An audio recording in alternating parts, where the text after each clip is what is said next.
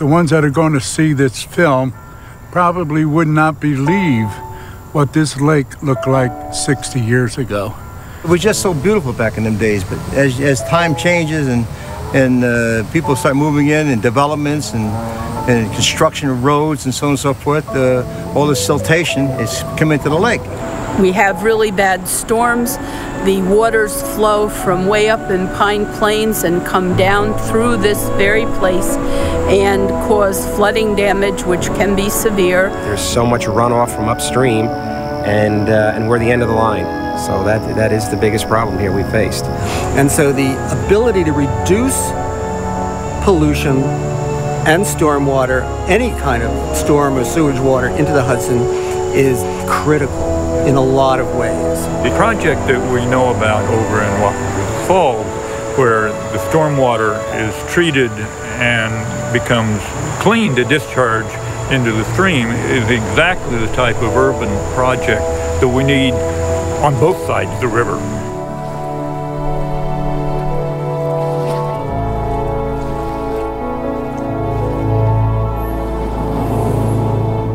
I'm Matt Alexander, Mayor of Wappingers Falls. We were facing three big issues. The first one being our ability to provide clean, good drinking water.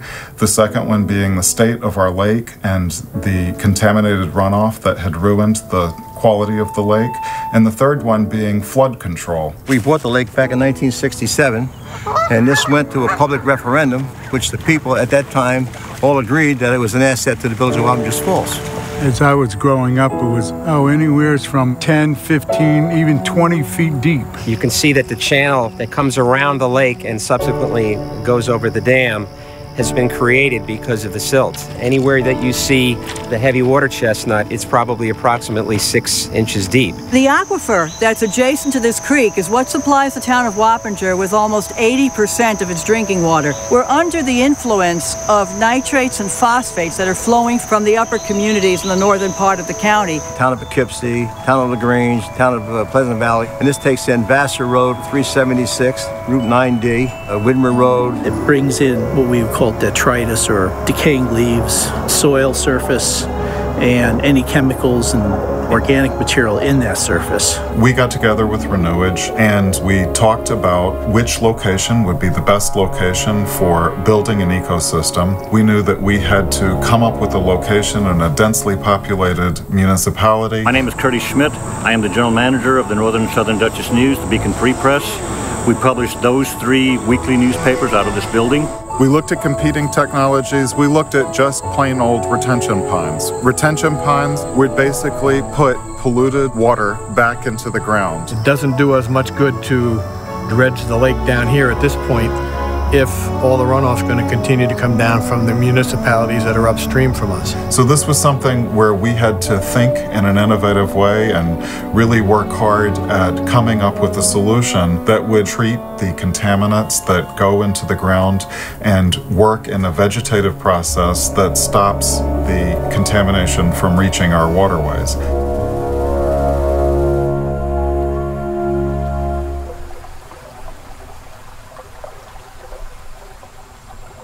Here we are at the Southern Dutchess News. This is the location of the ecosystem site that we manufactured here. It's taking 140 acres of drainage. It's very important to slow the stormwater down at this point to give it a chance to get back into the ground. So the first step in here is our sediment forebay. It's got a dynamic storage depth in there. So when you get a rainstorm event, that water level will fluctuate. When that water is draining through, it's picking up sticks and leaves and rocks. So we want to capture that. The finer pollutants that make it through here, that are the soluble contaminants like the nitrogen and phosphorus, some solids, some bacteria, those contaminants pass through to the wetland that's right behind us here. So in this wetland, water enters in the bottom, and there are different layers of stone. So the bottom is this void space where you can have sediment accumulate. And then you've got 2 to 4 inch stone. And on top of that, you have 1 inch stone. And then finally you have pea stone. And then on top of the pea stone, we put some compost there. And that's just so that we can grow the plants.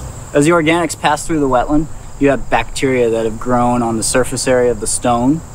and on the surface area of the roots. And so they break down those organics into just simple carbohydrates, and they're used up by the bacteria. And then those plants take up the nutrients and take it out of solution so it doesn't pass on through. And we have a way that we can stir that up and pump it out. And the nutrients that are attached and associated with that sediment, they can get removed from the watershed completely. So anything beyond the water quality volume storm actually backs up into our sediment forebay and then overflows out here. This shallow wetland has a permanent pool in it. During big events, it ponds up. We can actually have 3 feet of water elevation change in there. That water goes out through a water level control structure, which is really just a concrete basin, and it's got a standpipe in it. Ultimately, that's where all of the stormwater goes and then leaves the site through the existing culverts that were always there. If you don't slow the water down, it's going to have a massive effect on the population area around southern Dutchess County, because this is what causes flooding by removing riparian buffers and natural ecosystems that this one seeks to imitate. After Sandy and Irene, communities were left with the challenge of rebuilding from the ground up because infrastructure was wiped out. That's the time when you think about what we can do differently. Back then, we had to evacuate almost 45 people out of this apartment complex because of that storm and because of the flooding. This is a great example of how a business and a village, a community, can work together with a consulting firm such as Renewage to put together a plan that benefits all three, and mainly the people of the village of Wappingers Falls in this case. We looked at this project. It was $700,000 because we were the demonstration project. We got 90% of that funded through the Green Innovative Grant Program. We think that we can maintain this system for $5,000 to $10,000 a year. And the truth is that we were spending more than that amount taking care of flood-related damage at the same location, taking care of the same property by widening out the culvert and always cleaning it out to make sure that water was always able to go through. We want to be sure that the various species, including the fish that are in the Wappingers Creek, continue to thrive here so that we can have a beautiful, sustainable, green community. This isn't just a lake for the village of Wappingers Falls. It's a lake for New York State. It's a lake for Dutchess County. Now we have a project that addresses the lake, it addresses our drinking water quality, and it addresses flooding all at the same time. I'm sure we could bring the village lake back to its former glory. And we used to have a lot of fun in this lake, really. And the water was beautiful. And we used to have 10 or 15 kids up there all the time swimming. I kayak on the creek at least 3 times a week, I think, and on the Hudson. It's wonderful. I absolutely love it.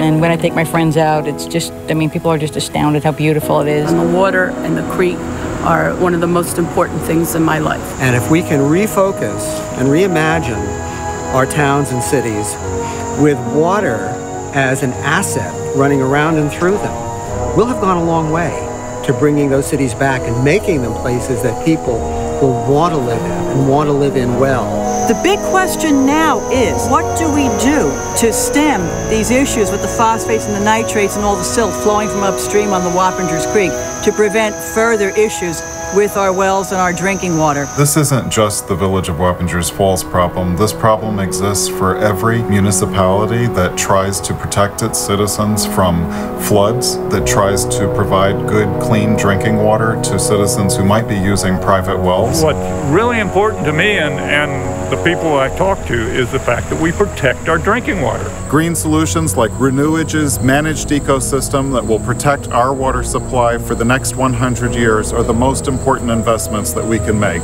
If we don't do that, we're going to have to add more filtration to this plant here. We're going to have to possibly move our wells to another location. We need it now. It has to happen now. I think this can be done, but it needs to be done now. The hard work now starts as we gather stakeholders, work together, and find ways that make most sense to retrofit this entire watershed that's been so heavily developed over the past 100 years. Scenic Hudson, a land conservancy group, since it's an estuary, the Hudson River estuary, and because we're on a greenway, both the water trail and a walking trail, we have possibilities of partnerships with all of those various organizations to obtain funding to make improvements along the way. It's been a pleasure to work with Renewage, to work with them with their knowledge base, with everything that they know about watersheds, but also to work with a group of people who understand what developers are up against, understand that this is a cost-effective way of treating a problem that could cost Hudson Valley residents